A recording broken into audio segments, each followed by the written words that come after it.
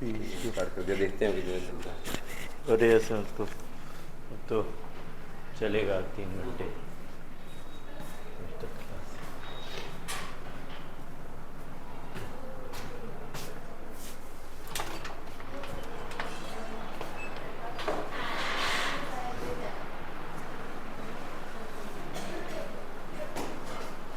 Good afternoon.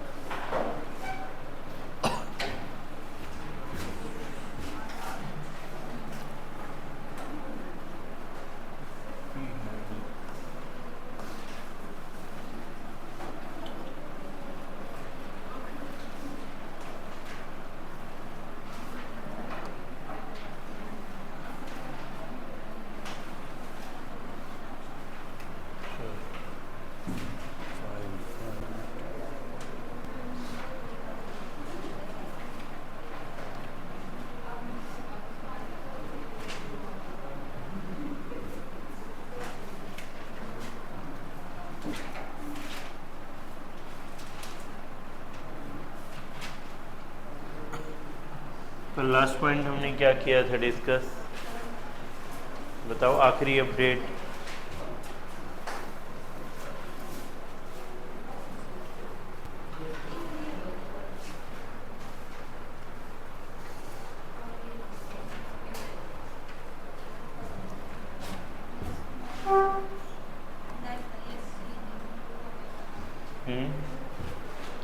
Yes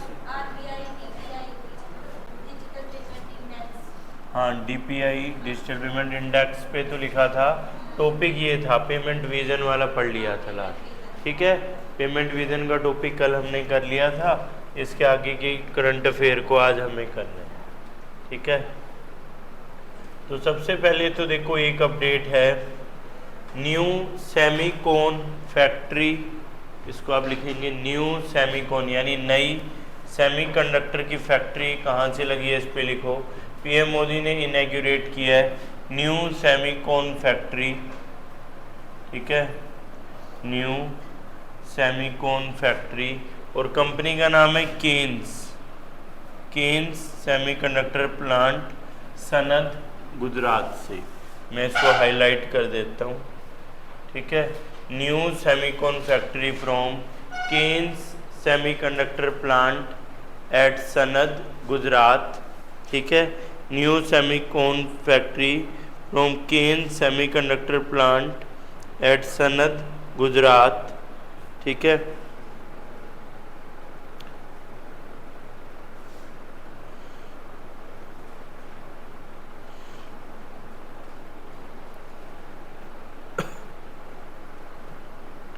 ठीक है, clear है, इस पॉइंट को लिखते चलो, न्यू सेमीकोन फैक्ट्री। अब नोट डाल के कुछ पॉइंट लिख लो जो इस टॉपिक से रिलेटेड हैं, इन सब पॉइंट को भी लिखते चलो।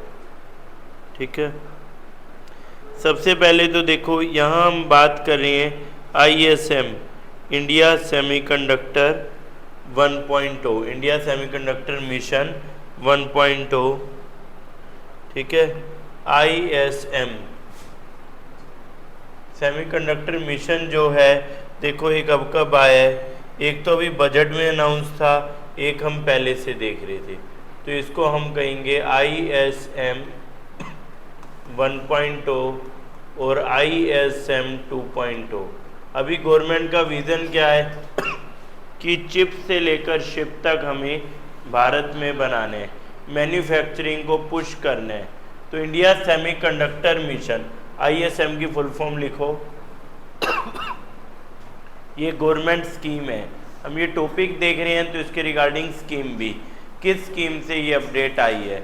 ठीक है, तो स्कीम है India semiconductor mission 1.0, India semiconductor mission 1.0। ये आपका आया था 2021 में और दूसरा अभी 26। ठीक है, क्योंकि इंडिया की अगर हम बात करें अपनी कंट्री की, तो यहाँ हम चाहते हैं भारत आत्मनिर्भर बने। सेमीकंडक्टर चिप्स के ऊपर बाकी कंट्री पे हमारी डिपेंडेंस थी, उसको हम धीरे धीरे कम करना चाह रहे हैं। और आज हर चीज़ में सेमीकंडक्टर हैं, छोटी सी मशीन से लेकर आपके मोबाइल फ़ोन से लेकर लैपटॉप, कंप्यूटर, गाड़ियाँ, सभी में क्या है? सेमीकोन, सेमीकंडक्टर। इस बार की सेमीकंडक्टर समिट भी है दिल्ली से हम देखेंगे, ठीक है, सेमीकोन समिट। और जब इंडिया सेमीकंडक्टर मिशन 2.0 अभी किस कंपनी ने प्लांट लगाया है? केन्स ने। इससे पहले एक ऐसा न्यूज़ हो रहा है तो उसको भी लिख लो। एक कंपनी है माइक्रोन, पहले माइक्रोन कंपनी ने प्लांट लगाया था, उन्होंने भी यहीं से लगाया था सनत, गुजरात से। अब लगाया है केन्स कंपनी ने।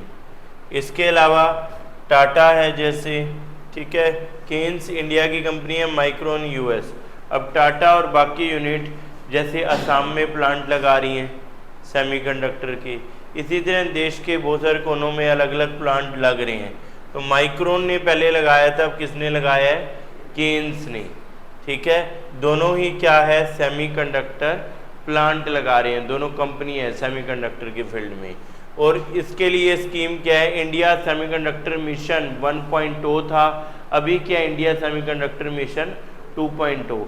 जैसे पिछले साल ना हमने एक प्रोटोटाइप बनाया था, बेसिक मॉडल, जिसमें 2 मॉडल थे जो हम देखते हैं। इंडिया ने first time 32 bit chip and 64 bit chip last year हमने बना ली थी, साल 2025 में। एक का नेम था विक्रम और एक का नेम था ध्रुव। विक्रम थी 32 बिट, ध्रुव चिप थी 64 बिट। वो 2025 में हमने बना ली थी। उस पॉइंट को भी लिखना चाहें तो आप लिख सकते हैं कि Vikram 32 bit semiconductor chip, Vikram 32 bit, ठीक है। और दूसरी लिखेंगे ध्रुव, ध्रुव है 64 बिट, ध्रुव है 64 बिट, ध्रुव 64 बिट। ये सब हमने कब बनाई है? 25 में, ठीक है। उस टाइम हमने एक प्रोटोटाइप बनाया था, अब हम मास बल्क में बनाएंगे ऑर्डर्स, ठीक है। वो तो एक स्टार्टिंग, किसी भी चीज़ की स्टार्टिंग क्या होती है? इनिशियली पहले इसी तरीके के प्रोटोटाइप से, बाद में हम उस चीज़ पे फिर और काम करते हैं, ठीक है। क्लियर है सबको ये पॉइंट? आगे बढ़े। नेक्स्ट अगली अपडेट पे आते हैं, ठीक है। अब इसके बाद देखो कुछ पॉइंट और हैं, इनको भी फॉलो अप करते चलो।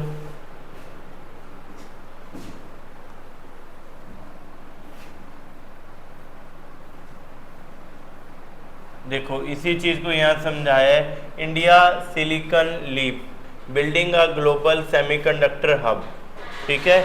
India silicon leap building a global semiconductor hub, ठीक है। यही सारा पॉइंट इधर हम देख रहे हैं, ठीक है। नेक्स्ट, अब देखो अगली अपडेट क्या है। 5 अप्रैल को कौन सा डे है? इसको लिखो national maritime day, national maritime day 5 अप्रैल। लास्ट वीक है क्योंकि हम करंट अफेयर्स लिख रहे हैं, 5 अप्रैल को हम देख रहे थे नेशनल मैरीटाइम डे, ठीक है, नेशनल मैरीटाइम डे।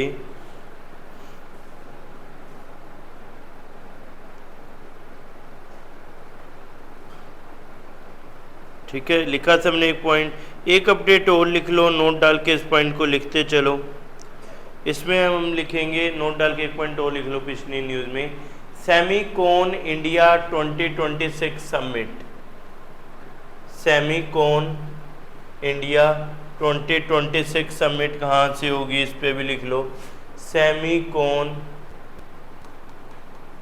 इंडिया 2026। ये समिट होने जा रही है यशोभूमि, यशोभूमि न्यू दिल्ली से, यशोभूमि न्यू दिल्ली। गवर्नमेंट ने अभी कुछ टाइम पहले 2 मेजर बिल्डिंग्स बनाई दिल्ली में, एक यशोभूमि, एक भारत मंडपम। आजकल सारी समिट्स यहीं से होती है। यशोभूमि इस बिल्डिंग का नेम है, ठीक है, जिसके अंदर से समिट होगी। सेमीकोन इंडिया यानी सेमीकंडक्टर इंडिया वाली समिट, ठीक है। ये भी याद रखो कहाँ से होगा? ये दिल्ली से, ठीक है। तो सेमीकंडक्टर वाले पॉइंट में इसको भी आप फॉलो अप करेंगे, ठीक है। क्लियर है ये अपडेट सबको? नेक्स्ट आगे बढ़े। नेशनल मैरीटाइम डे पे सबने लिख लिया था। नेशनल मैरीटाइम डे है आपका 5 अप्रैल, ठीक है। नेशनल मैरीटाइम डे ये हम देख रहे हैं 5 अप्रैल। अब मैरीटाइम डे से रिलेटेड एक अपडेट हो रहा है, इसको भी साथ देखते चलो। पहली अपडेट लिखो, 3rd nuclear power submarine INS अर्धीमान, ठीक है। 3rd nuclear power submarine INS अर्धीमान, 3rd nuclear power submarine INS अर्धीमान, ठीक है। न्यूक्लियर पावर ये 3 सबमरीन है, इनके नेम लिख लो। INS होता है Indian Naval ship, Indian navy ship. पहली आई थी INS अरिहंत, फिर दूसरी आई INS अरिघात, अरिघात। अब ये 3rd क्या है, INS अर्धीमान, INS अर्धीमान। पहली थी INS अरिहंत, दूसरी थी INS अरिघात और 3rd है INS अर्धीमान, ठीक है। 3rd न्यूक्लियर पावर सबमरीन, ठीक है। INS की क्या फुल फॉर्म है, Indian Naval ship, Indian navy ship या इंडियन नवल शिप, ठीक है। तो ये अपडेट भी, अब ये सारी एक जैसी अपडेट है। एक तरफ हमने क्या पढ़ा, नेशनल मैरीटाइम डे, फिर हम क्या पढ़ रहे हैं, तीसरी परमाणु नाभिकीय पनडुब्बी यानी 3rd न्यूक्लियर पावर सबमरीन, ठीक है। तो इसको हम पढ़ रहे हैं। पहली दो कौन सी हैं, पहली दो हम क्या देखते हैं, INS अरिहंत और दूसरी INS अरिघात, और 3rd हम ये देख रहे हैं INS अर्धीमान, ठीक है। क्लियर है सबको ये पॉइंट। नेक्स्ट अगली अपडेट पे आते हैं। अब इसके अलावा एक और मेजर अपडेट है, इसको भी फॉलो अप करते चलो, ठीक है। अब इंडिया ने न्यूक्लियर ट्रायल भी पूरा करके है। न्यूक्लियर ट्रायल मतलब हम एयर में भी न्यूक्लियर से हमला कर सकते हैं, वाटर में भी और लैंड पे भी, ठीक है। इसको बोल देते हैं न्यूक्लियर ट्रायल, ठीक है। INS अर्धीमान, इसकी जब हम बात करें, nuclear power submarine enters Indian navy, यहाँ भी वही सेम पॉइंट है जो भी हमने लिखा था, ठीक है। सेम पॉइंट इधर हम फॉलो कर रहे हैं, इस न्यूज़ ने भी वही पॉइंट। तो पहली कौन सी थी अभी बताया, INS अरिहंत, और दूसरी कौन सी है देखो, सेकंड INS अरिघात, और तीसरी अर्धीमान। अर्धीमान को दो तरीके से स्पेल कर रहे हैं, तो दोनों ही पॉइंट ओके हैं। स्लैश करके आप ये वाला भी लिख सकते हैं, ठीक है। क्लियर है ये। तो 3 न्यूक्लियर पावर सबमरीन, यही सब देखो न्यूज़ में होता है करंट में, इस न्यूज़पेपर ने भी अपने वे से एक्सप्लेन किया, ठीक है। कोई डाउट कंफ्यूजन इस पे, ठीक है। क्लियर है सबको। नेक्स्ट फिर है navigating the future India's indigenous naval modernisation. एक अपडेट और है इसी फील्ड में, इसको लिखते चलो। इसका नेम है, इसको आप नोट डाल के लिखेंगे, प्रोजेक्ट 17। इसको नोट डाल के लिखो, पहले इस पे आपको बता देता हूँ, ठीक है। प्रोजेक्ट 17 या और अगर हम इसको डिटेल में देखें 17A, project 17A freight class, project 17A, project 17A में हम ये अपडेट देख रहे हैं, जो नेक्स्ट आपकी अपडेट है। इसमें क्या होगा, हमने एक स्पेशल सीरीज ऑफ, जो हम कहीं भाई इस पे कंडक्ट करें कि अपनी नेवी को स्ट्रॉन्ग बनाने के लिए एक स्पेशल सीरीज ऑफ क्लास इसमें आई है, ठीक है।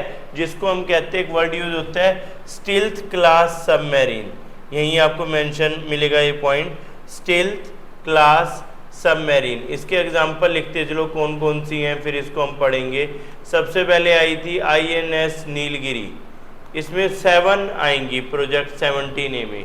सबसे पहले आई थी INS नीलगिरी, ठीक है, INS नीलगिरी। फिर हम देखते हैं INS हिमगिरी, इसके बाद INS हिमगिरी, INS उदयगिरी और अब जो हमने इस पे पढ़नी है INS दूनागिरी, दूनागिरी अभी शामिल हुई है इसलिए इसको हम पढ़ रहे हैं, INS Dunagiri. Next INS Mahendragiri और विंध्यागिरी, ये भी आगे आएंगी। दूनागिरी हम देख रहे हैं, फिर महेंद्रगिरी, और फिर हम देखेंगे दूनागिरी। एक बीच में आपका पेंडिंग रह गया INS तारागिरी, तारागिरी भी है, तारागिरी। इसके बाद है महेंद्रगिरी, महेंद्रगिरी, ठीक है। और नेक्स्ट आएगी INS विंध्यागिरी, विंध्यागिरी, विंध्यागिरी, INS विंध्यागिरी। तो ये सारी किस्में हैं, 7 आपको बताई थी, ठीक है। नीलगिरी, हिमगिरी, उदयगिरी, तारागिरी और दूनागिरी। अभी हम कहाँ तक पहुँचे हैं? दूनागिरी तक, ठीक है। धीरे धीरे इसका नंबर फिर आगे हमें बाकियों को भी इस पे इंक्लूड करना है, ठीक है, जैसे महेंद्रगिरी और विंध्यागिरी को भी, ठीक है। क्लियर है ये पॉइंट? अब देखो प्रोजेक्ट 17A में जब हम इसको पढ़ रहे हैं तो कुछ चीज़ें इसके रिगार्डिंग क्लियर हो। एक वर्ड यूज़ होता है स्टील्थ क्लास सबमरीन, ठीक है। इन सबको क्या बोल रहे हैं? Stealth class submarine. स्टील्थ एक टेक्नोलॉजी है, यहाँ लिखा ना स्टील्थ, ठीक है। स्टील्थ टेक्नोलॉजी से क्या होता है? ये जल्दी से जो दुश्मन देश के रडार हैं उनको विजिबल नहीं होती है, इसका प्रॉपर साइज वो नहीं बता सकते हैं, तो इसलिए इसको कहते हैं स्टील्थ क्लास सबमरीन, ठीक है। तो इनके लिए एक वर्ड यूज होता है आपका स्टील्थ क्लास सबमरीन, ठीक है। तो स्टील्थ क्लास सबमरीन का क्या मीनिंग है? इसका एडवांटेज होगा यानी यूज़ किस में आएगा कि एनिमी कंट्री के रडार इसके साइज़ को प्रिडिक्ट नहीं कर पाएंगे, ठीक है। इस तरीके से इसको डिज़ाइन किया जाता है, पेंट किया जाता है। तो ये तो इसकी फर्स्ट एडवांटेज हो जाएगी। सेकंड जो अपडेट हम इस पे देखें INS तारागिरी के कॉन्टेक्स्ट में कि जो ये स्टील्थ टेक्नोलॉजी का यूज़ कर रही है, पहला पॉइंट तो देखो क्या है? स्टील्थ टेक्नोलॉजी, स्टील्थ टेक्नोलॉजी का यूज़ कर रही है, स्टील्थ टेक्नोलॉजी। दूसरा पॉइंट है 75% ये क्या है? इंडिया में बनी हुई है। पहला पॉइंट स्टील्थ टेक्नोलॉजी को यूज़ कर रही है, दूसरा 75% ये मेड इन इंडिया। सिर्फ इंजन है ना, अब आज के टाइम में वही बाहर से बनते हैं, बाकी सारे भारत में। एक जनरल इलेक्ट्रिक करके कंपनी है वो बनाती है, ठीक है। तो बाकी सारे इंडिया में बन रहा है, सारी कंस्ट्रक्शन यानी इंडिया में हो रही है, ठीक है। तो मेड इन इंडिया का भी इसमें बेनिफिट हम देख रहे हैं, इंडिजीनियस है यानी कंस्ट्रक्शन, ठीक है। और इसके अलावा जो बाकी इसकी अपडेट है इनको भी देखते चलो।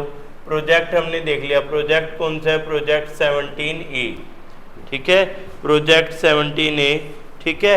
और मॉडर्न डिज़ाइन से इसको बनाए, इसको हम पढ़ेंगे, उसमें टाइम बस कम लगता है, 6 साल में बन गई, पहले 10-10 साल लगते थे ऐसी सबमरीन बनाने में, तो इसलिए इसको हम कह सकते हैं कि ये मॉड्यूलर कंस्ट्रक्शन, ठीक है।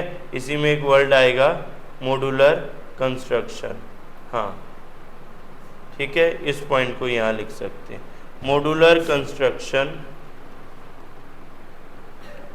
मॉड्यूलर कंस्ट्रक्शन, ठीक है, मॉड्यूलर कंस्ट्रक्शन।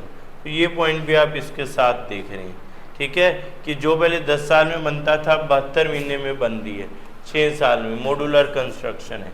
मॉड्यूलर कंस्ट्रक्शन मतलब ये कई पार्ट में बनती है। जैसे आप देखते हो आजकल एक ब्रिज बनता है, उसके नीचे एक RUB बनता है, रेलवे अंडर ब्रिज। एक तो होता है ROB, ROB क्या होता है? Railway over bridge. Over bridge क्या है? भाई कोई रेल लाइन जा रही है उसके ऊपर ब्रिज डाल देते हैं हम। अंडर ब्रिज क्या होता है कि उसके नीचे से, ठीक है, उसी के जब नीचे जाते हैं उसको कहते हैं RUB।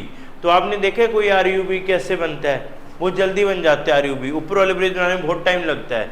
आजकल गवर्नमेंट 2 तरह के ब्रिज बनाती है, ऊपर भी बनाती है और एक नीचे भी बना देती है। नीचे वाला जल्दी कैसे बनता है? नीचे वाला जो हिस्सा है ना, कुछ हिस्सा बना बनाया आता है, वो एक ब्लॉक बना बनाया आता है। तो एकदम आप देखो कि उस टाइम में ये लोग आराम से बुलडोजर वगैरह लगा के क्रेन्स लगा के पटरी को वहाँ से हटा देते हैं और वो ब्लॉक को वहाँ फिट कर देते हैं, ऊपर मिट्टी भर के फिर पटरी लग जाएगी। बाद में उसके चारों ओर सेटिंग और आगे पीछे का फिर ये कंस्ट्रक्ट कर लेते हैं, तो बहुत जल्दी बन जाता है। वो इतना ब्लॉक बन के आता है, ब्रिज वाला ब्लॉक होता है वो बना बनाया आता है। अब इसमें कुछ ऐसे बने बनाए आते हैं, बाद में इनको असेंबल अटैच कर देते हैं, ठीक है। इसलिए अब थोड़ा जल्दी बनने लगा, 6 साल में, नहीं तो इनको बनाने में 10-10 साल। और स्टील्थ टेक्नोलॉजी देख क्या करती है, इसमें आपको विजिबल है कि ये एनिमी को आइडिया नहीं देती कि कितना बड़ा शिप है इसको लेकर, ठीक है। अगर इसमें किसी को डाउट आ रहा है तो कोई इशू नहीं, आगे हम पूरा एक टॉपिक करेंगे डिफेंस में नेवी वाला पॉइंट, तो वहाँ ये सारा कुछ मैं एक्सप्लेन करूँगा। सबमरीन क्या है, डिस्ट्रॉयर शिप्स क्या है, नहीं तो आप कहोगे तो आज क्लास के एंड में शायद वो स्लाइड ओपन है तो उससे आपको एक आइडिया दे दूंगा कैसे, तो आगे पढ़ेंगे इसको। अभी करंट अफेयर है इसलिए अभी हम उतना पढ़ रहे हैं जो न्यूज़ में है, ठीक है। फिर इसके अलावा हम देखें तो ये कैसे हेल्प करती हैं, इन पे वेपन कैसे होते हैं, तो सरफेस टू लैंड के लिए वेपन होते हैं, फिर इसमें होते हैं जैसे एयर डिफेंस के लिए, और तीसरा आप देखते हो अंडर वाटर के लिए भी। तो तीनों तरीके से ये हेल्प कर सकती है, ठीक है। आजकल आप देखते हो दुनिया में एनर्जी क्राइसिस चल रहा था, तो मान लो स्ट्रेट ऑफ हार्मूज से कोई जहाज आ रहा है तो उसको कौन प्रोटेक्ट करके लाता है, नेवी है उसको जो वहाँ से निकाल के लाती है और सुरक्षा देती है। तो मल्टीपल यूसेज हम इसके देख रहे हैं। और कोई जहाज अकेला नहीं चलता, पूरा जहाजी बेड़ा चलता है, बड़ा जहाज छोटा जहाज, उसके आगे पीछे कुछ पनडुब्बियाँ यानी सबमरीन चलेंगी। तो ये सारा सिस्टम इस तरीके से रहता है, ठीक है। क्लियर है ये पॉइंट सबको? इसके ऊपर डाउट है तो आप एक पॉइंट लिख सकते हैं यहाँ, इसी को आप लिख लो, मैं इधर बता देता हूँ, ठीक है। आप एक हेडिंग डालेंगे, भाई ये सारे पॉइंट आपको पता हो। एक तो होता है एयरक्राफ्ट कैरियर, सबसे बड़ा जहाज नेवी के पास कौन सा होता है, एयरक्राफ्ट कैरियर। इस कैरियर पे तो एक रनवे भी होता है कि इसके ऊपर लड़ाकू विमान भी आके उतर सकते हैं, ठीक है। एक रनवे होता है, ऐसे उतरेंगे और ऐसे उससे उड़ जाएंगे, उसको कहते हैं एयरक्राफ्ट कैरियर। और दूसरे नंबर पे होते हैं डिस्ट्रॉयर्स, ऐसे जहाज जो एनिमी जहाज को डिस्ट्रॉय करने के लिए, बड़े जहाज, डिस्ट्रॉयर्स, ठीक है, डिस्ट्रॉयर्स, ठीक है। एयरक्राफ्ट कैरियर को कह सकते हो floating air bases. Aircraft carrier में आप लिख लो floating air bases, floating air bases, ठीक है, फ्लोटिंग एयर बेसिस। और मोर हैवी और लार्ज और हैवी कौन से हैं सबसे ज़्यादा, लार्ज एंड हैवी, डिस्ट्रॉयर। और ये क्या है, फ्लोटिंग एयर बेसिस, ठीक है। फिर थर्ड आता है freight. Freight slightly smaller than destroyers, ये स्लाइटली स्मॉलर है डिस्ट्रॉयर से, ठीक है, स्लाइटली स्मॉलर।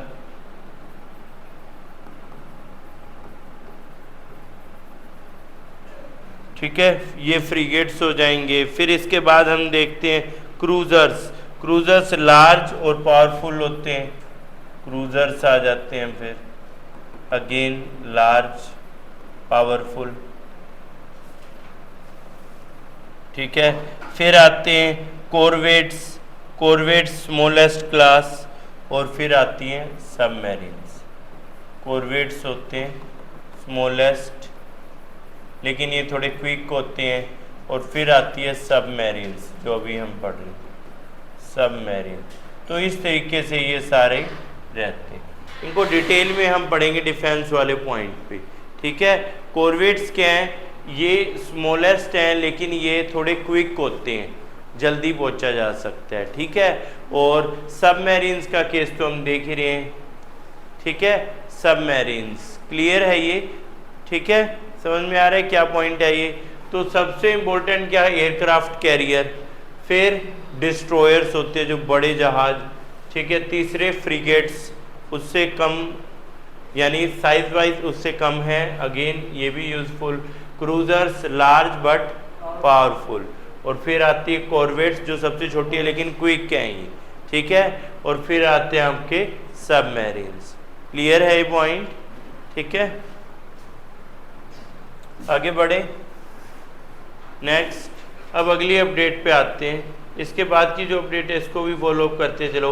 यही सारा कुछ यहाँ समझाया हुआ है, यही पॉइंट यहाँ बताया हुआ है कैसे हम नेवी के कॉन्टेक्स्ट में ओवरऑल इस सेक्टर में अच्छा कर रहे हैं। ठीक है, यही पॉइंट इधर आपके बताए हुए हैं।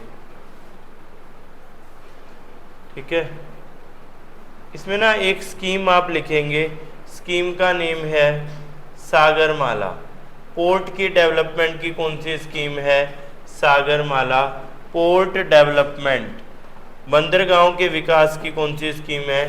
पोर्ट डेवलपमेंट की सागरमाला पोर्ट डेवलपमेंट का स्कीम है सागरमाला। जैसे रोड डेवलपमेंट की है भारतमाला, वैसे पोर्ट डेवलपमेंट की है सागरमाला। ठीक है, क्लियर है ये। इंडिया ने अपना पहला हाइड्रोजन फ्यूल वेसल लॉन्च किया था 2024 में। Vizhinjam is India first deep water transshipment port. Vizhinjam ये है केरल, विजिंगम क्या है? केरल में है ये। Vadhavan port is set to be world top 10। अब ये सारी अपडेट बता रहा है, जो बाकी सारी अपडेट पैरेलल इसके है सेम टॉपिक के। ठीक है, वाधवन पोर्ट कहाँ है? लिख लो महाराष्ट्र में है ये नया बन रहा है महाराष्ट्र में। ठीक है, और विजिंगम भी नया बन रहा है, ये बन रहा है केरल से। विजिंगम पोर्ट बन रहा है केरल से, ये भी नया हम देख रहे हैं, ये केरल से बन रहा है। ठीक है, विजिंगम पोर्ट हम देख रहे हैं केरल से। ठीक है, और वाधवन पोर्ट है महाराष्ट्र से। ठीक है, क्लियर है ये पॉइंट? कोई डाउट कंफ्यूजन इस पे? ठीक है, रिटर्न लिख लिया सभी ने? ठीक है,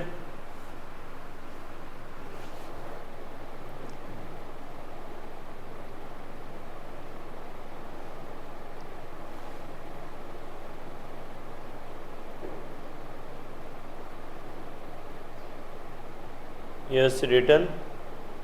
ठीक है,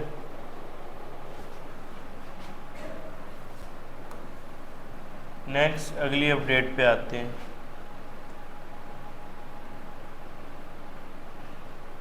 अगेन ये सेम पॉइंट रहेगा जो अभी हम डिस्कस कर रहे हैं। ठीक है, एक आईबीसी में अमेंडमेंट आई है। आईबीसी के बारे में आपको बताओ, आईबीसी आया था 2016। IBC insolvency and bankruptcy code, insolvency and bankruptcy code, IBC insolvency and bankruptcy code,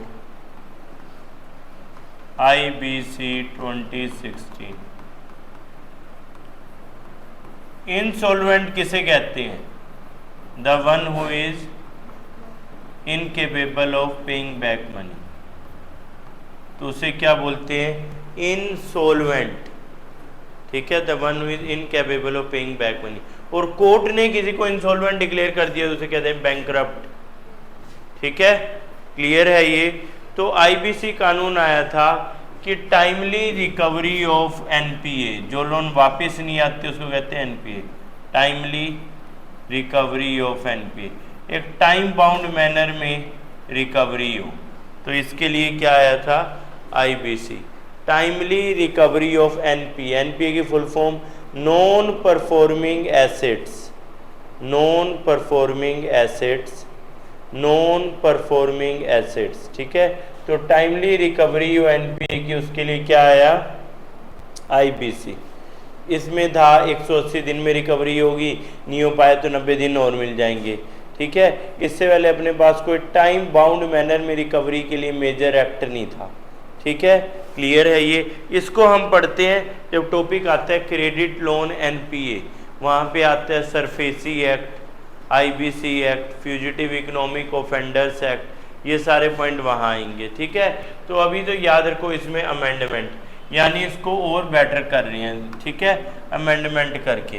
तो आईबीसी का बेसिक सबको पता चला। ठीक है, क्लियर है ये?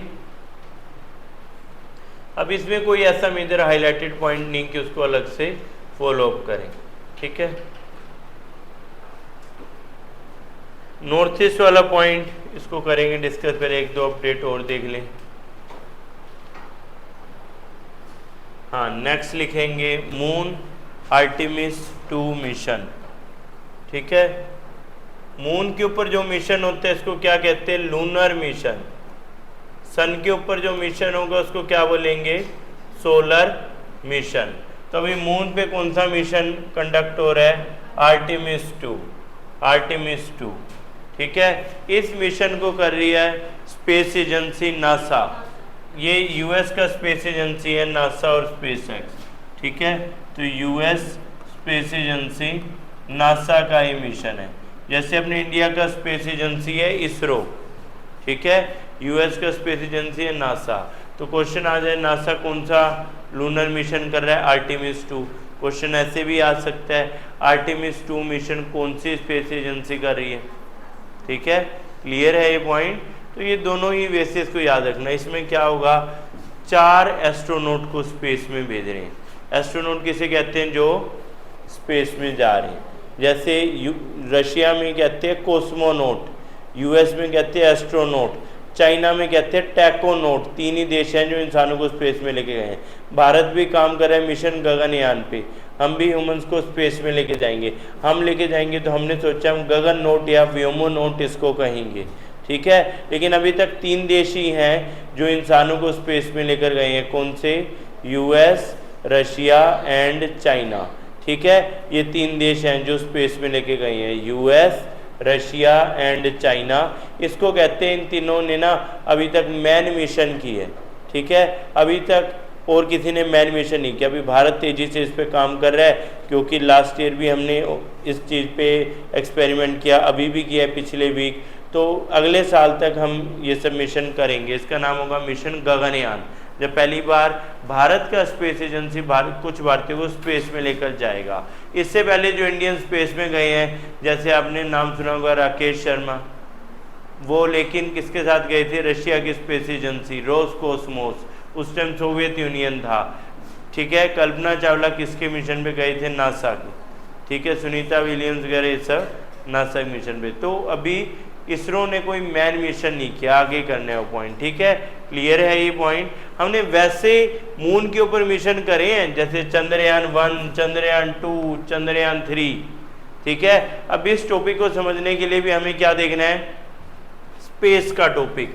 तो स्पेस का टॉपिक भी हम टाइम ऑन टाइम समझते हैं। स्पेस में देखो क्या होता है, अलग अलग मिशन होते हैं। पहला पॉइंट तो बताओ, मिशन, स्पेस सेक्टर के मिशंस।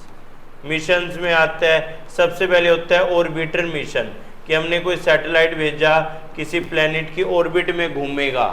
फिर होता है रोवर मिशन। रोवर मिशन मतलब वहाँ पे एक व्हीकल चलेगा। और तीसरा होता है मैन मिशन। अगर हमने उसके सरफेस पे एक व्हीकल चलाना है तो रोवर मिशन, इंसानों को वहाँ उतारना है तो क्या होगा, मैन मिशन। 3 मिशन होते हैं ऑर्बिटर। जैसे मंगलयान का आपको पता है, मिशन मंगलयान किया था, उसको इंग्लिश में कहते हैं मोम। मोम मतलब मार्स ऑर्बिटर मिशन। ठीक है, तो पहले कहीं पे कौन सा मिशन करेंगे, ऑर्बिटर, फिर क्या होगा, रोवर, फिर क्या होगा, मैन। जैसे चंद्रयान 1 में हमने किया था ऑर्बिटर मिशन, चंद्रयान 2 और 3 में क्या किया, रोवर। आगे हम कह रहे हैं मिट्टी के सैंपल लेके आएंगे, फिर आगे कह रहे हैं शायद इंसानों को भी ले जाएंगे, लाइक दैट। ठीक है, तो मैन मिशन इस तरीके। और स्पेस, अब कोई भी मिशन करना है, कैसे, सैटेलाइट को कैसे भेजते हैं, रॉकेट लॉन्चर से। तो अपने यहाँ रॉकेट लॉन्चर हैं GSLV, PSLV सीरीज़ के। ठीक है, तो स्पेस का भी अलग से हम लोग लिखेंगे, सारा पढ़ेंगे। ठीक है, फिर स्पेस एजेंसी पता हो, जैसे अभी बताया कि इंडिया में स्पेस एजेंसी इसरो, चाइना में CNSA, जापान में जाक्सा, जापान की स्पेस एजेंसी है जाक्सा। ठीक है, रशिया में रोसकोसमोस, यूएस में नासा, स्पेस एक्स, कई सारी स्पेस एजेंसी हैं। यूरोप की है एक यूरोपियन स्पेस एजेंसी अलग से, ESA। ठीक है, तो समझ में आ रहा है, हर कंट्री का क्या अपना पैरेलल स्पेस एजेंसी। फिर अपने यहाँ पढ़ेंगे ज़्यादातर मिशन होंगे Satish Dhawan space centre, Sriharikota island Andhra Pradesh से। बट अभी इसरो का मिशन नहीं है, इसलिए मैं इसको नहीं डिस्कस करना चाह रहा, क्योंकि आगे इसरो कोई मिशन होगा ना तब ये पॉइंट आपको अच्छे से बता दूंगा। अभी दो ही चीज़ याद रखो, मिशन और एजेंसी, फिर बाकी का सारा पॉइंट पढ़ेंगे।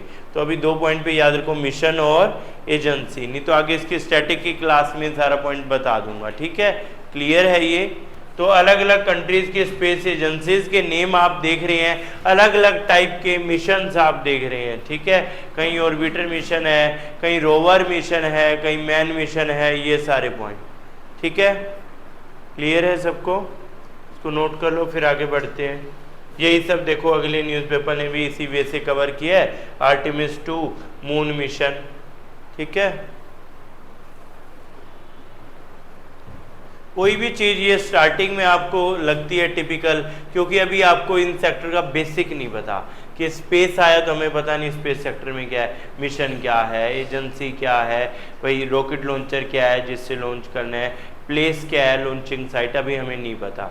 इससे पहले जैसे डिफेंस की न्यूज़ आई तो आपको पता नहीं कि सबमरीन क्या है, डिस्ट्रॉयर क्या है, कॉर्वेट क्या है, एयरक्राफ्ट कैरियर क्या है। लेकिन जैसे जैसे आप आगे बढ़ोगे धीरे धीरे हर क्लास के साथ इम्प्रूवमेंट होगी, क्योंकि ये चीज़ें फिर ऐड होती जाएंगी। अगली बार कोई अपडेट आएगी, ये स्टैटिक तो सेम रहेगा, करंट ही चेंज होगा।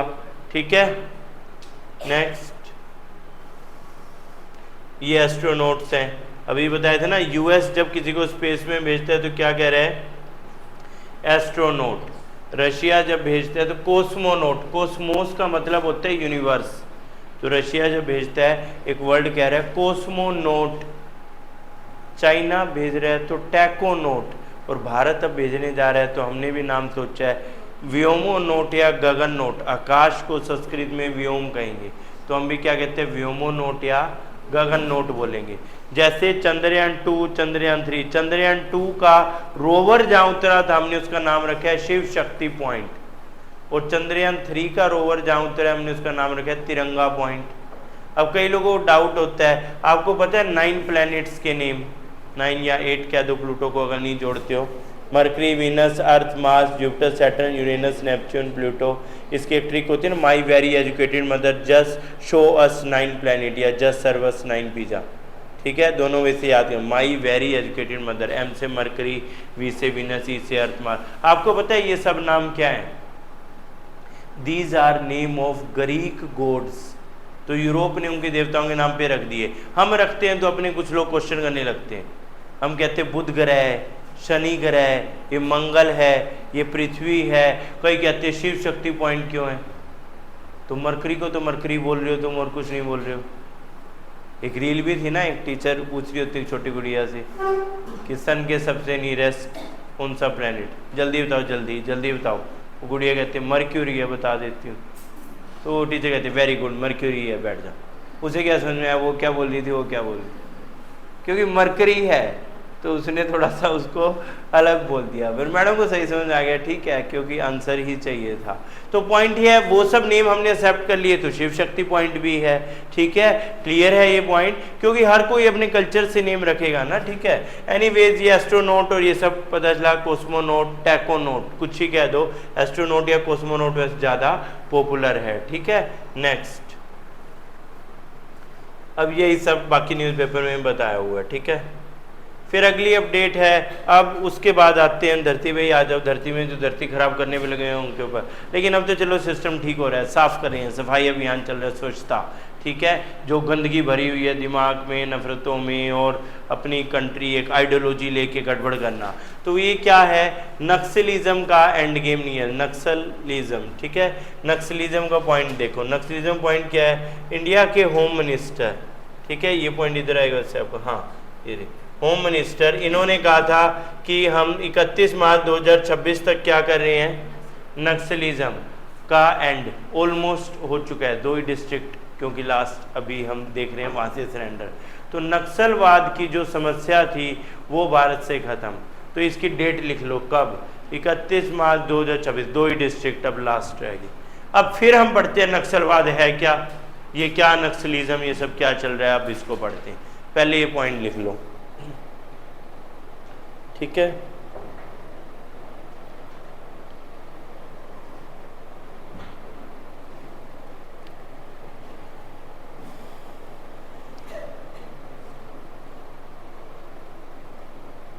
ठीक है, क्लियर है पॉइंट। अब देखो दुनिया में दो टाइप के लोग होते हैं, एक होते हैं प्रोग्रेसिव, एक रिग्रेसिव। पावर हंग्री लोग भी होते हैं, सत्ता के भूखे, ठीक है, और अपनी पावर के लिए they can go to any extent, ठीक है। जैसे कुछ लोग, एक तरीके का समस्या है दुनिया में आतंकवाद, वो आता है जो अपनी धार्मिक कट्टरता से बढ़ के और मारना लोगों को शुरू कर देते हैं। हर चीज़ में, हर व्यक्ति में वो धर्म देखते हैं, टारगेट भाई इसको कन्वर्ट करना है हमें, नहीं तो मार देंगे हम इसको, ठीक है। हम सोचते हैं सारी चीज़ें बदल गई, ये सब नहीं। अभी एक टीचर है, उनकी एक रील आई हुई थी, उसमें बता रहे थे कश्मीर के, वो थी कश्मीर में वो टीच करती, तो उन्होंने साड़ी डाली, बिंदी लगाई थी, कश्मीर में क्योंकि ज़्यादा हिंदू दिखते नहीं, तो उनसे उन्हीं के एक स्टूडेंट ने पूछा उन्हीं लोकल लैंग्वेज में, कश्मीरी में, तो उसे नहीं पता हिंदू क्या, तो उसने कहा आर यू कश्मीरी पंडित, उसने कहा यस। बोल ठीक है, बोली ये क्या है, तो उसने बताया टीचर ने बिंदी है, बोला बड़ा होके यहीं मारूंगा तेरे गोली। कितनी कट्टरता है, सोच के देखो। This is not a joke, this is the hate in their heads, ये रियलिटी है, हम इसी के साथ जीतते। उसने कहा बड़ा होके यहीं पे गोली मारूंगा तेरे, क्योंकि ये मार्क मुझे यहाँ नहीं चाहिए। मतलब वो चाह रहे हैं सबको उसके अकॉर्डिंग कन्वर्ट कर ले। जब एक बच्चे में इतनी कट्टरता कैसे आई होगी, उस लोकेलिटी में होगी, उसके पेरेंट्स में होगी, उसके फ्रेंड सर्कल में होगी, उस कम्युनिटी में होगी, उस एरिया में होगी, तभी तो वहाँ तक आई है। तो बच्चे तो इनोसेंट माइंड से, उनके माइंड में भी आना गड़बड़ है ना ये, ठीक है। तो ये सारा पॉइंट इस तरीके से होता है। तो ये एक आइडियोलॉजी होती है भाई, एक नेगेटिव आइडियोलॉजी है कि जो उनके रिलीजन है वो कि otherwise we will shoot down, we will kill, we will conquer, we will convert. Convert करना ही बहुत गलत है, क्राइम हो जाते, कन्वर्ट नहीं करना है। ये दुनिया खुश रहने के लिए, अच्छी जिंदगी बनाने के लिए, अच्छा माहौल बनाने के लिए, सब कुछ सही। तो सारे क्या रहें, खुश रहें, रहो और रहने दो, जियो और जीने दो, सिंपल सा पॉइंट। क्यों करना है कन्वर्ट? कोई एक नहीं करेगा तो दूसरा भी उसके उत्तर में नहीं करेगा, कोई एक करता है तो दूसरा भी तंग होके फिर करेगा। एक लड़ाई करता है, हथियार उठाता है तो दूसरा भी उठाएगा।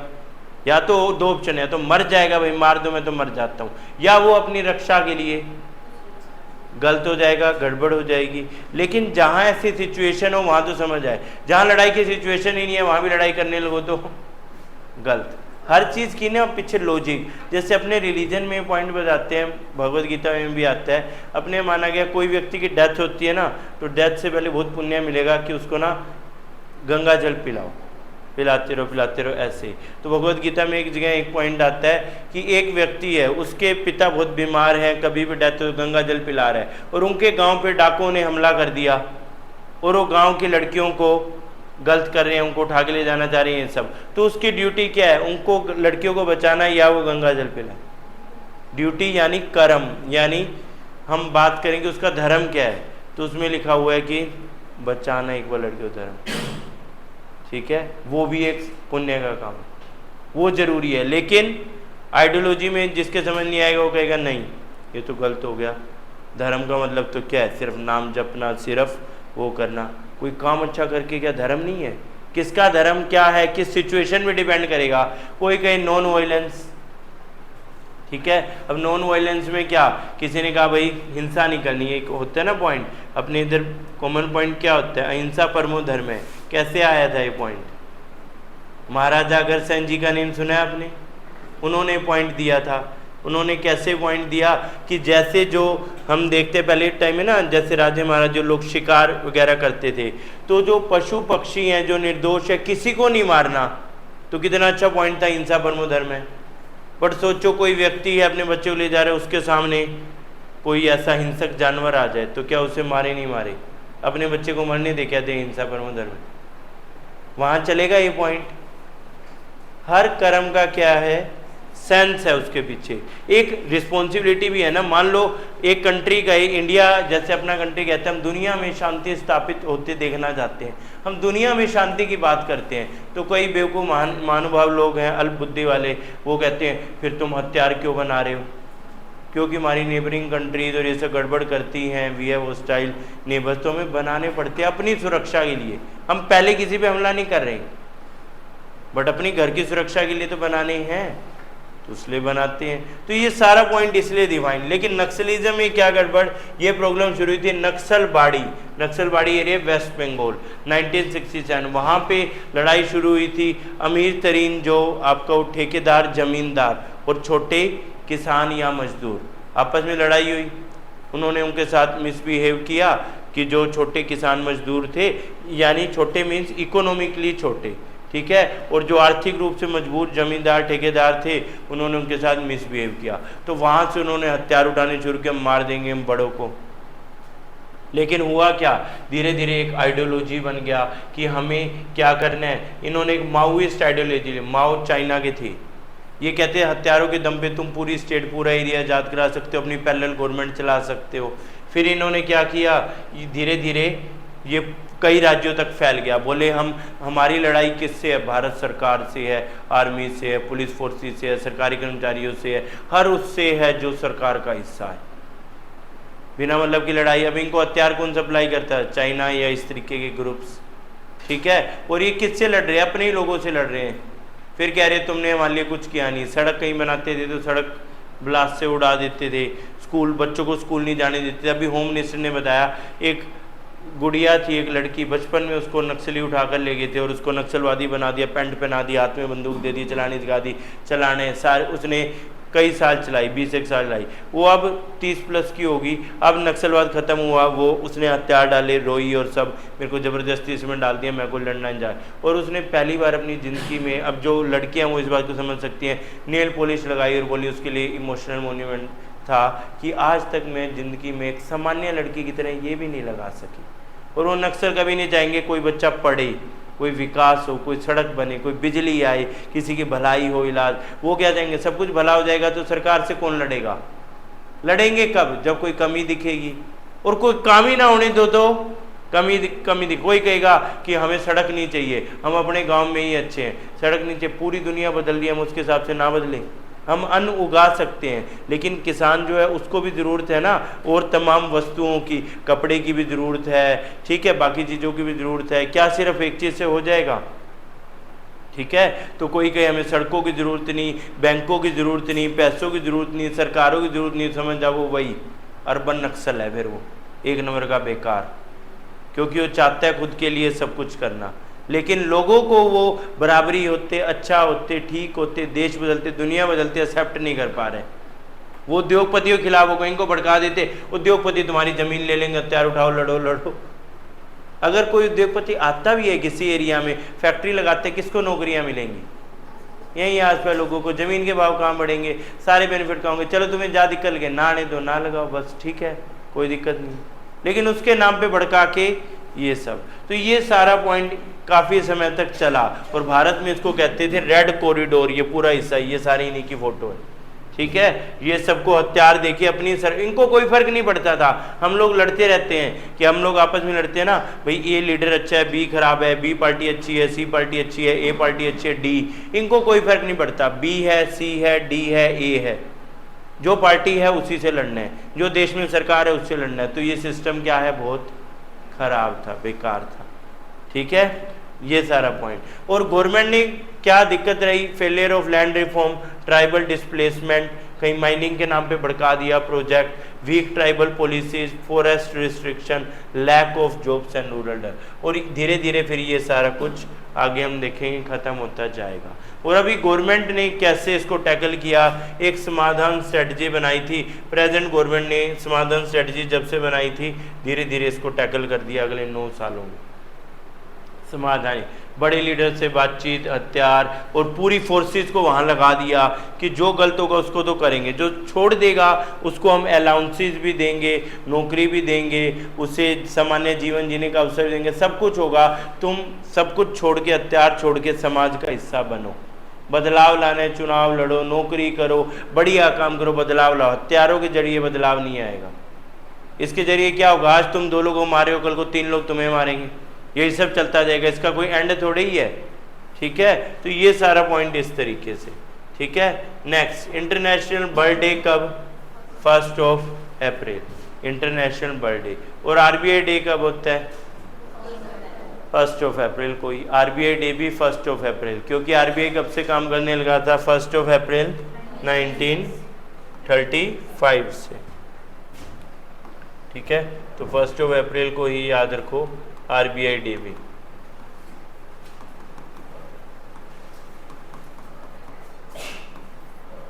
ठीक है, क्लियर है सबको ये पॉइंट? ठीक है, नेक्स्ट। अब देखो इसके बाद एक अपडेट है, आंध्र प्रदेश ने अपनी परमानेंट कैपिटल बना दी है अमरावती। अमरावती एज सोल यानी ओनली कैपिटल ऑफ आंध्र प्रदेश। इसका क्या इशू है, साल 2014 में 2 रीजन बने थे 2014 में, आंध्र प्रदेश से अलग करके एक स्टेट बना दी थी तेलंगाना। अब तेलंगाना और आंध्र प्रदेश के लिए डिसाइड हुआ था कि 10 इयर्स तक हैदराबाद होगा जॉइंट कैपिटल। लेकिन अब हैदराबाद किसकी कैपिटल है? तेलंगाना की। ठीक है, तो बीच में क्या इशू हुआ, 2014 से 19 में वहाँ एक पार्टी थी आंध्र प्रदेश में TDP, और 2014 से 19 में, हाँ, और 2019 में एक पार्टी वहाँ पे आई YSRCP। ठीक है, तो TDP पार्टी ने कहा हम 10 साल के बाद एक विश्व स्तरीय शहर बनाएंगे सिंगापुर टाइप का, वो होगा अमरावती। लेकिन इसने कहा एक कैपिटल बनेगी अमरावती। और जो YSRCP पार्टी थी, इसने कहा हम एक बड़ा शहर नहीं बनाएंगे, 3 शहर बनाएंगे, 3 कैपिटल बना देंगे। लेकिन ये पार्टी हार गई 24 में, और 24 में फिर से क्या आ गई TDP। तो अब क्या फैसला आया है, हम वही अमरावती बनाएंगे। हम कोई 3 जगह 100 रुपये मान लो खर्च करने, उनका हम 3 जगह 35-35-30 खर्च नहीं करेंगे, एक ही जगह 100 करेंगे। शायद वो इकोनॉमिक मॉडल ज़्यादा, इनकी ये समझ है, इनकी ये समझ है। तो अभी जो करंट है हम तो वो देख रहे हैं, करंट क्या है, अमरावती है, क्योंकि 24 में फिर से आ गई थी TDP party. TDP party Andhra Pradesh की, YSRCP भी आंध्र, TDP है तेलुगु देशम पार्टी। ठीक है, तेलुगु देशम पार्टी। ठीक है, तो ये अपने काम का पॉइंट बस ये अमरावती है, ये समझाने के लिए बताया भाई मुद्दा क्या था, वाई अमरावती, क्यों डिस्कस कर रहे हैं हम इसको। जैसे अपने हरियाणा की कैपिटल क्या है, पंजाब एंड हरियाणा की जॉइंट कैपिटल चंडीगढ़ है अपनी, तो जॉइंट कैपिटल। दिल्ली की कैपिटल क्या है, दिल्ली है, दिल्ली की तो दिल्ली है। ठीक है, सब जगह अलग अलग हम कैपिटल देखते हैं ना, जैसे हिमाचल प्रदेश की कैपिटल क्या, शिमला। ठीक है, तो ये इसी तरीके से जब कैपिटल की बात करें तो तेलंगाना की कैपिटल क्या, हैदराबाद, और आंध्र प्रदेश की क्या, अमरावती। ठीक है, क्लियर है ये पॉइंट, तो समझ में आया क्या अपडेट है ये। ठीक है, करंट अफेयर समझ में आ रहे हैं क्या पॉइंट है, कैसे हर करंट अफेयर का ना कुछ कुछ बैकग्राउंड होता है। अभी आप फर्स्ट टाइम पढ़ रहे हो, आपको थोड़ा सा कंफ्यूजिंग लगेगा कि ये क्या है, कोई तो डिफेंस, कोई स्पेस, कोई पॉलिटी से जुड़ा हुआ, कोई इकोनॉमी से जुड़ा हुआ, बट यही तो करंट अफेयर्स है। इसलिए करंट अफेयर एक बारी में नहीं, हर वीक के साथ एक प्रोग्रेस आपको देखने को मिलेगी। ठीक है, ये कंटिन्यूस प्रोसेस है हर वीक में, इसीलिए करंट अफेयर के लिए सारे सब्जेक्ट कहते हैं कि आने चाहिए, environment, polity, eco, geography, history, क्योंकि किसी से भी जुड़ा हो सकता है।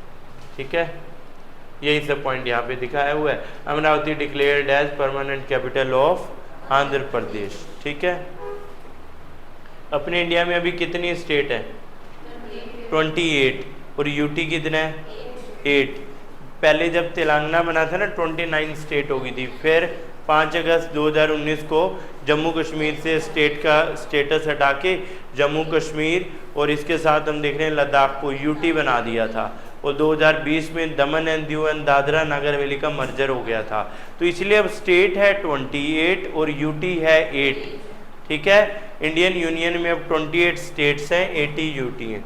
और जब भी कुछ नया बने इसके लिए एक रीऑर्गेनाइजेशन एक्ट होता है।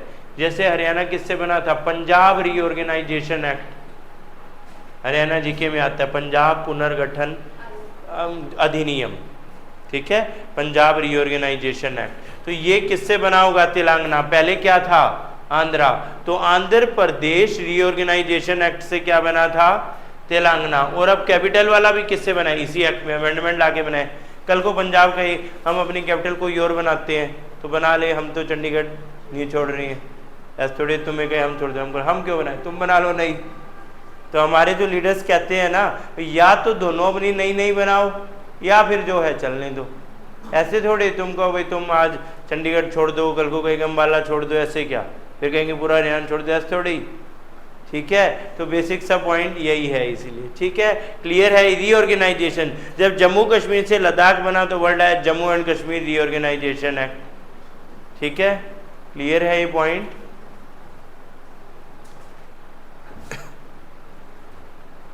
ठीक है, रिटर्न डाउट कंफ्यूजन इसमें है तो बताओ। ठीक है, ये अमरावती वाला पॉइंट हमने देख लिया है। फिर कुछ स्टैटिक पॉइंट है, इनको हम आगे फॉलो अप करेंगे। समझने के पॉइंट ये मैंने इसमें इंक्लूड कर दिया, आगे हम कोर्स में पढ़ेंगे कौन कौन सी इंपॉर्टेंट स्कीम बैंकिंग में। तो एक बार आप रीड करना, पूरे कोर्स में हमने पढ़नी है। जिसने पहले पढ़ लिया उसके लिए मैंने रिवीजन के लिए डाल दी है, बाकी लोग एक बार रीड आउट करना। और अभी लास्ट में हम देखते हैं क्वेश्चंस। ठीक है, जो कुछ पढ़ा इसके भी यहाँ पे क्वेश्चन देखते हैं। चलो, तो पहला हमने पढ़ा था, अच्छा ये पॉइंट देखो, which Indian Archer named para Archer. तो इसमें नेम आएगा शीतल देवी। शीतल देवी बने पैरा आर्चर। ठीक है, उत्तराखंड से हैं शीतल देवी, पैरा आर्चर। ठीक है, ये बहुत अच्छी तीरंदाज है, पैर से ही तीर चलाते हैं क्योंकि जन्म से इनके पास हैंड्स नहीं है। ये पैरा एथलीट हैं। एक तो एथलीट होते हैं, पैरा दिव्यांग एथलीट। ठीक है, पैरा आर्चर्स। तो देखो कितनी प्रैक्टिस, कितना इन्होंने किया।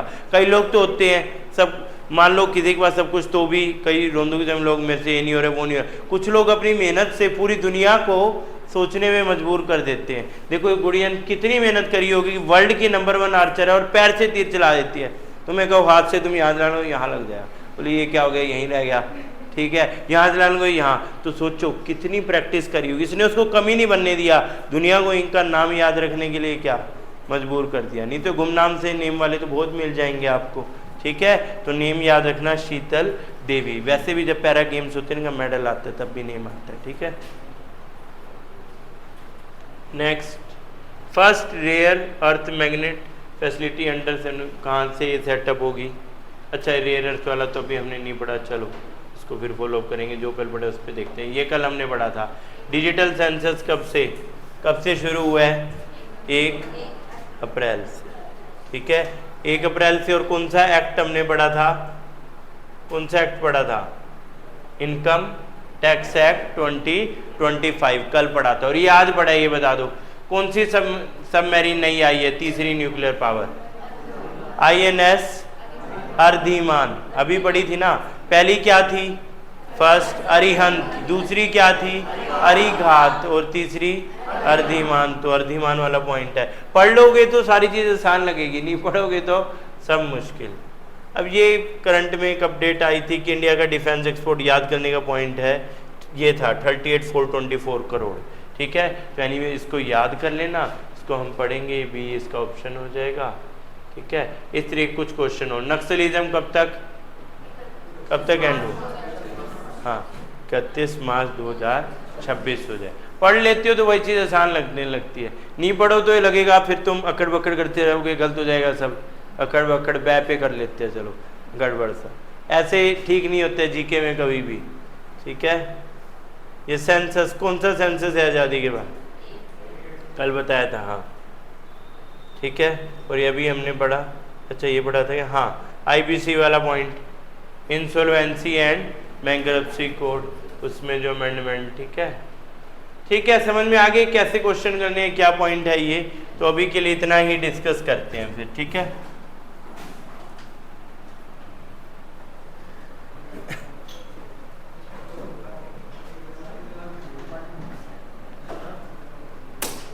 ठीक है, कोई क्वेश्चन इसमें नोट करना है तो कर लो, मैं भी इसको सेव कर देता हूँ, नहीं तो फिर 1 मिनट पेन ड्राइव ले आते इसको सेव कर देता हूँ। ठीक है, आपकी ऐप में अपलोड हो जाएगी ये सारी फाइल एज इट इज़, आपकी ऐप में अपलोड हो जाएगी। ठीक है, कुछ नोट करना है तो कर लो, अभी मैं आ रहा हूँ करता हूँ मैं।